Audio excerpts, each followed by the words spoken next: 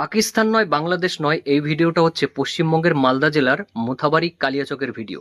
এই কট্টরপন্থী জিহাদি উকিল SIR এর বিরোধিতা করতে গিয়ে কখন যে দেশবিরোধী উস্কানিমূলক বক্তব্য দিয়ে ফেলেছিল সে হয়তো নিজেও জানতো না।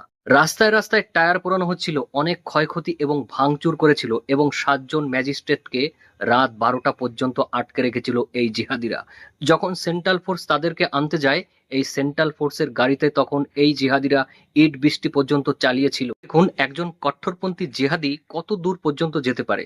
আমরা এতদিন জানতাম আইনজীবী মানে সাধারণ মানুষের সমস্যাকে নির্মূল করা এবং ন্যায় অন্যায়ের সমস্যাকে বোঝানো। এখানে যদি একজন আইনজীবী কট্টরপন্থী হয়ে দাঁড়ায় তবে দেশটার কি হতে পারে ভেবে দেখুন। যে প্রকাশ্যে বক্তব্য দিচ্ছে হিন্দু মুসলিমের ঠেকা নাকি ওর বাপ দাদারা নিয়ে রাখেনি, ভেবে দেখুন সামান্য একজন উকিল হয়ে এরা কোন পর্যায়ে চলে যেতে পারে। পশ্চিমবঙ্গের মানুষকে আবার আহ্বান করছি, আপনারা বুঝতে শিখুন। হ্যাঁ, আপনারা একটু বুঝতে শিখুন। দিনের বেলায় এরা মিষ্টি বক্তব্য দিয়ে ঠিকই মানুষের সঙ্গে দিন জীবন যাপন করছে, কিন্তু রাতের অন্ধকারে এইসব জিহাদি কট্টরপন্থী মুসলিমেরা ভারত বিরোধী আন্দোলন করছে।